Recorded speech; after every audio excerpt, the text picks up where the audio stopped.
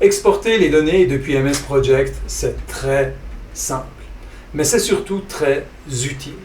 Je les exporte souvent vers Excel pour les analyser, pour en faire des graphiques, et j'utilise aussi Power Query pour transformer ces données. Lorsque j'ai des projets plus complexes, je vais de Excel ensuite les importer dans Power BI. Mais il y a surtout une utilisation qui devient de plus en plus courante pour moi, c'est de les exporter dans Excel, puis dans ChatGPT, c'est-à-dire l'intelligence artificielle qui, elle, va m'aider à faire l'analyse des données. Alors on va regarder ensemble comment on les exporte vers Excel. C'est Christian de Vision 6D et pour moi c'est toujours un plaisir de partager une partie de mes connaissances. Je forme et je consulte pour les entreprises. Le projet qui est derrière moi est relativement complexe et contient passablement de tâches. Il contient également une cinquantaine de ressources. Pour l'exportation des tâches, c'est donc très simple. Il suffit de se rendre ici dans la partie fichier. On passe dans la partie exportation et on va dire qu'on va sauver les données de projet dans un fichier. Ce que je vais faire, c'est sauver dans un fichier Excel. Ici, je dis que je les sauve. Je vais choisir où est-ce que je veux les sauver et je vais intituler ma première extraction ici.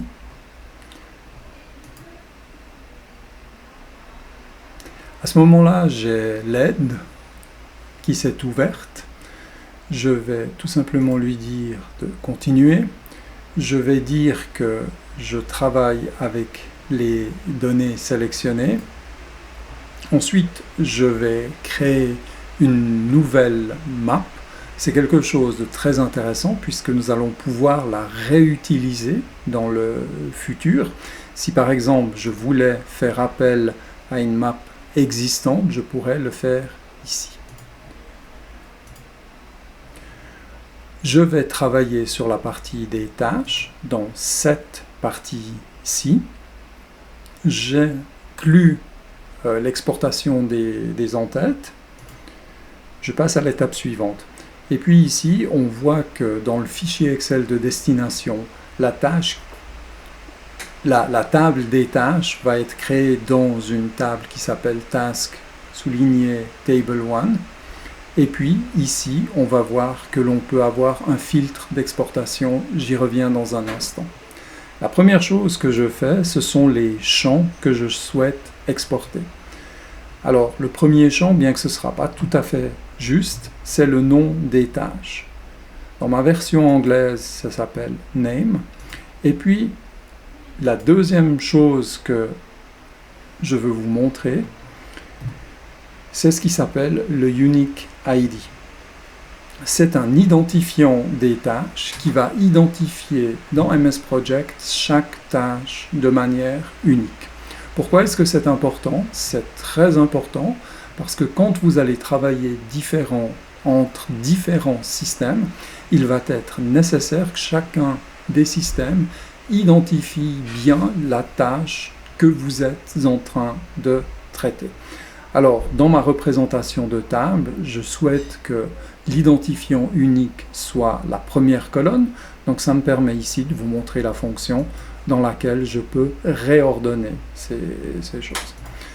Un deuxième élément qui m'intéresse dans le suivi de mes tâches, c'est de voir à quel pourcent elles ont été achevées. En anglais, percent complete. Donc, j'ajoute ça.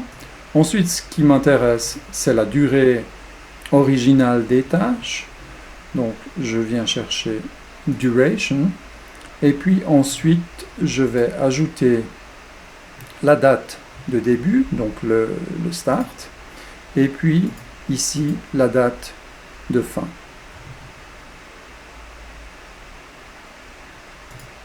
Qui est ici. Et on voit que l'outil ici me fournit des noms de colonnes à sa manière. Alors, je veux encore ajouter un autre élément ici en dessous, c'est que pour chacune des tâches, j'aimerais ajouter le travail. Donc je viens chercher ici la valeur du travail et je vais encore ajouter la liste des ressources qui travaillent sur cette page. Voilà. J'ai donc ici tout l'ensemble des champs que je souhaite conserver. On voit que l'ensemble de ce travail que j'ai effectué ici, eh bien chaque fois que vous allez faire une exportation, il va falloir le répéter. C'est pour cela que la map, elle est intéressante à être conservée. Ça vous évitera dans le futur de refaire les mêmes choses. Alors, ce que nous montre ici également Project, c'est d'une part la première ligne, comment c'est défini les champs que j'extrais de MS Project. Donc on voit bien ici, pour une des lignes, l'exemple, les ressources, le travail, date de fin, date de début. Et puis on retrouve en dessous, dans Excel, l'équivalent. Donc si vous voulez changer le nom des colonnes de destination, on peut le faire ici. On voit également ici le type de données qui va être exporté. Et puis, on a ici deux exemples de données qui vont être exportées. Alors, mon projet, il est assez conséquent, il a un nombre important de tâches, donc je pourrais l'exporter tel quel. Maintenant, je vais vous montrer que l'on peut travailler ici avec des filtres d'exportation. Alors, les filtres d'exportation permettent de sélectionner un certain type de données. Vous voyez qu'au début, on peut dire toutes les tâches, on peut définir des tâches qui seraient dans un backlog, on peut définir les jalons qui sont achevés, les tâches qui sont achevées. Je vous laisse regarder tout un ensemble de possibilités de filtres que vous avez. Donc je répète encore une fois, vous pouvez exporter tout à fait sans filtrer. Moi, ce qui m'intéresse ici, c'est de filtrer pour une certaine période. Donc c'est ce qui est défini ici comme date range. Donc j'ai défini de filtrer sur une période de temps les données. Alors on va passer à l'étape suivante, c'est-à-dire que je vais dire ici je continue, et puis en continuant, vous voyez que j'ai la possibilité de sauver ma map. Alors je vais le faire, je vais sauver ma map. J'en ai une qui avait déjà été faite ici, mais je reprends tout simplement le même nom. Vous pouvez aussi utiliser ici l'organiseur. L'organiseur, ce qu'il y a d'intéressant, c'est que vous allez sauver vos vues ou vos maps dans le global MPT, dans le fichier global MPT, ce qui va vous permettre de les sauver et de les utiliser surtout dans différents projets. Alors, je ne vais pas le faire ici, donc je vais tout simplement annuler ceci. Ici, je vais dire OK. Alors, il me dit que ça existe déjà. Est-ce que je veux le remplacer? Oui, bien sûr, je veux le remplacer. Maintenant, ça c'est donc la dernière étape de ce qu'on avait à faire. À partir de là, je dis terminé. D'accord? Et parce que j'ai mis un filtre, si on n'avait pas mis de filtre, eh bien les données auraient déjà été transférées. Donc ici, je vais donner une date de début, et puis je vais dire c'est le 27 du 10, donc le 27 octobre 2022. Ça c'est la tranche de début.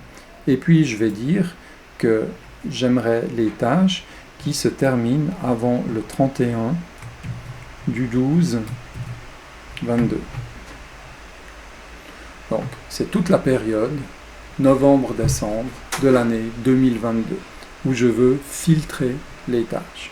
Donc à partir de là, je dis OK, et puis apparemment il y a quelque chose qui a dû se passer quelque part. À partir de là, j'ouvre le fichier Excel qui se trouve ici. Donc on trouve bien l'identifiant unique. Donc vous constatez que l'identifiant unique, ce n'est pas le numéro de la tâche que l'on trouve normalement dans MS Project. Ça garantit que même si vous introduisez une nouvelle tâche, vous effacez une tâche, il n'y a jamais le numéro de la tâche qui va se répéter. Donc c'est une chose extrêmement importante lorsqu'on échange des données entre différents systèmes. Ensuite, il y a le nom de la tâche, sa description. Ici, on a le pourcent complet. Vous voyez qu'il est apporté avec une extrême précision. Ensuite, on a les durées qui sont ici, date de début, date de fin, et puis le travail planifié, et puis le nom des ressources.